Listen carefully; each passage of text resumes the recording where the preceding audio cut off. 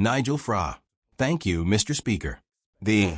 No, I've only got 30 seconds. The Prime Minister. The Prime Minister has stated very clearly that he wants to close the migrant hotels by the end of this Parliament. Well, the reform-led West Northamptonshire Council, brilliantly led council, will be issuing foreclosure notices on 3 migrant hotels within the next few days in response to grave public concern about the safety of women and girls on the streets of West Northamptonshire. Would the Prime Minister approve of us speeding up the closure of the migrant hotels? Mr. Speaker, we will grip the mesh we inherited and close every hotel. But he says he doesn't have time to condemn the comments calling children in care evil. He's also not had the time, it appears, to condemn the racist comments of his own MP, utterly spineless. In an extraordinary moment of political theater, the UK's Parliament was rocked by a scene so intense, so visceral that it quickly transcended the typical noise of PMQs and became a national sensation. What started as a seemingly routine exchange between Keir Starmer and the Prime Minister quickly morphed into an explosive confrontation. At the center of it all was none other than Nigel Farage, leader of the Reform Party, who, red-faced and furious, rose from his seat, seething after Starr threw the one word that triggers an immediate, uncontrollable reaction in Westminster: racist. This wasn't just a verbal spat. No, this was a political clash of titanic proportions, with reputations, ideologies, and the future of Britain hanging in the balance.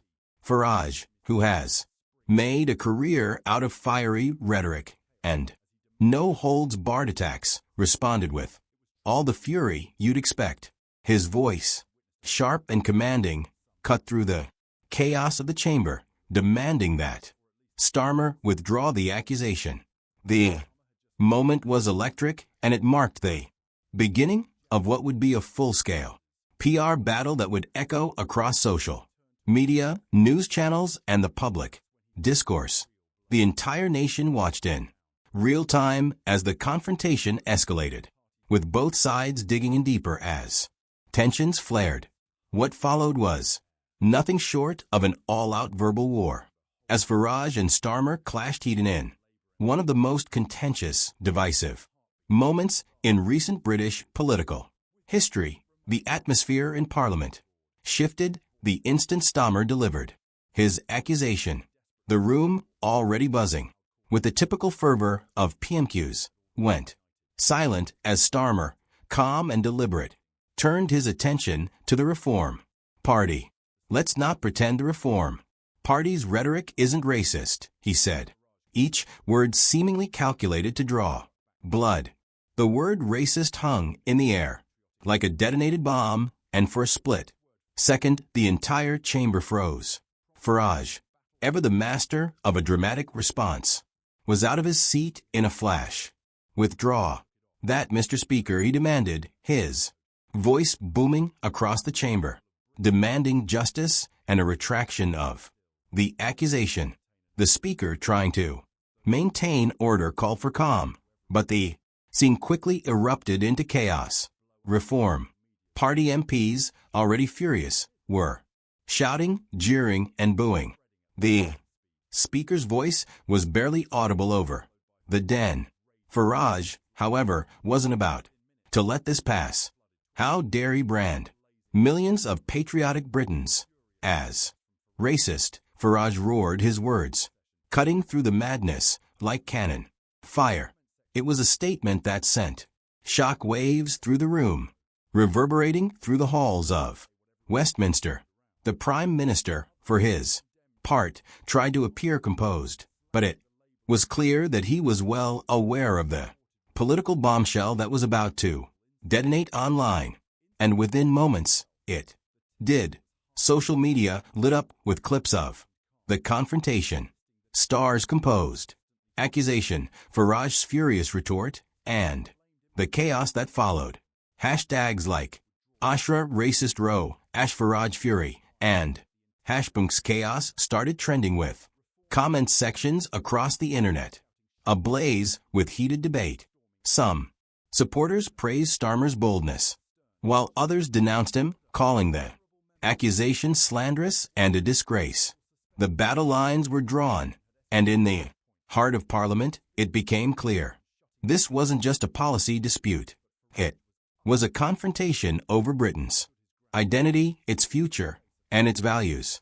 As the Speaker tried to restore order, the confrontation escalated further. Starmer doubled down, his voice steady as he delivered his now infamous line. If a party spends its days stirring division and scapegoating migrants, people can draw their own conclusions. The room erupted once more. Farage and his allies on the reform benches were on their feet, waving order papers, shouting for a retraction. The Speaker, clearly frustrated, threatened to suspend the sitting if the uproar didn't subside. And yet Farage stood firm, refusing to back down. "We will not be smeared by this woke nonsense," he declared. It was a battle of wills, a cultural warline, laid bare for the entire country to see. The Prime Minister, trying to steer the debate back to policy, fumbled. His prepared lines about government action on migrant hotels and illegal crossings were drowned out by the rising tensions. The focus had shifted, and for the rest of the session, the eyes of the nation were fixed squarely on the Farage star. Showdown. This was no ordinary parliamentary exchange.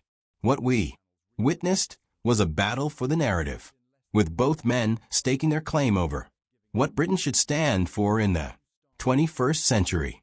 Farage, representing a growing populist movement, became the voice of those who felt their concerns about immigration and national sovereignty had been ignored for far too long.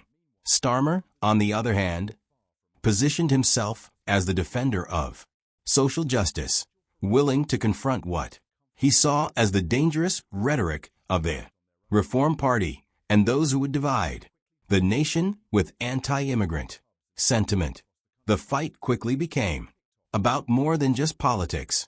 It was a clash of ideologies, a battle for the heart and soul of Britain. As the Speaker struggled to regain control, the damage had already been done. The press and social media were already buzzing with reaction.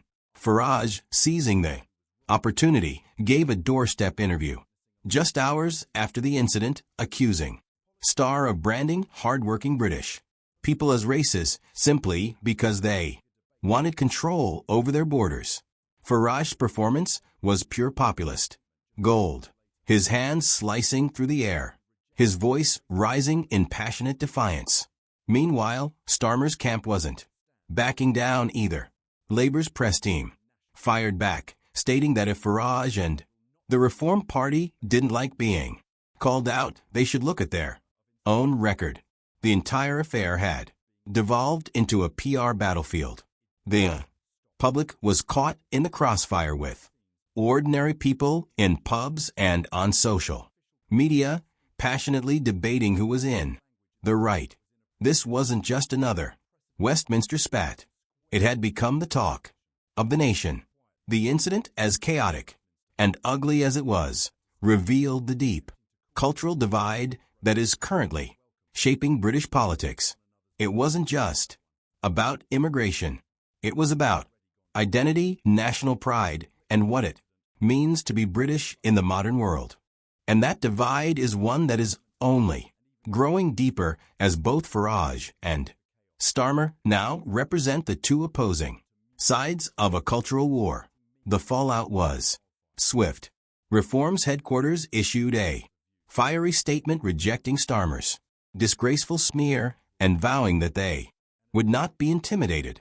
Farage's camp even hinted at a formal complaint to the Speaker about Starmer's unparliamentary language, further escalating the already tense situation. The Speaker, for his part, tried to quell the storm by calling for respectful debate. But the damage was done. The viral clips had already taken on a life of their own, being circulated by influencers, commentators, and even comedians. It was a moment that transcended politics, becoming a cultural flashpoint.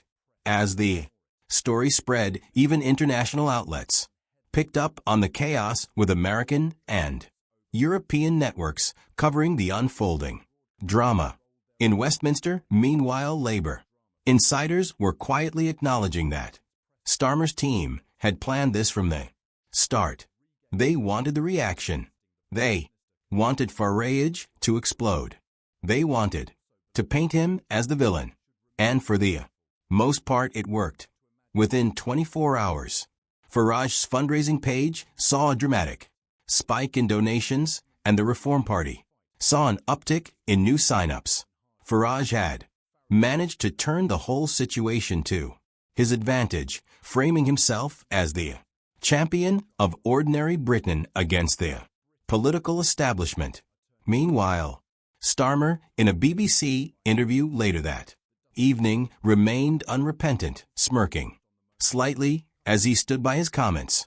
If people are offended by that, maybe they should look closer at their policies, he said, clearly enjoying the moment of moral superiority. Both men had achieved their goals. Farage had his viral clip and the outrage that comes with it. Starmer had his moment of moral high ground, a political grenade tossed at his populist rival. The Prime Minister, meanwhile, appeared caught in the middle, unsure how to respond to the political maelstrom that was rapidly escalating around him. By the end of the week, the political class had moved on to other matters. But the footage was still trending, with thousands of comments pouring in from all corners of the country. The public remained divided, some calling for Starr to apologize, others praising him for speaking truth to power. But beneath the drama, the deeper implications were becoming clearer. The clash wasn't just about two men in Parliament. It was about the culture war that is now tearing Britain apart. The question of who speaks for the British people, those who seek to protect national pride and borders, or those who fight for inclusivity and social justice, has never been more urgent. This wasn't just another shouting match in the halls of Westminster. It was a defining moment in the battle for Britain's future. So was Starmer right to call out the Reform Party, or did he overstep the line? Did Farage's fiery response serve as a rallying cry for the disillusioned masses? Or was he merely playing the victim once again? The dust may have settled in Parliament, but the political storm is far from over. The cultural fault lines have been exposed, and the battle for Britain's identity is only just beginning. Drop your thoughts in the comments below. Don't forget to like, share, and subscribe. If you thought this week's Commons chaos was wild, just wait till next week. Westminster is no longer just politics. It's reality TV, and the drama is far from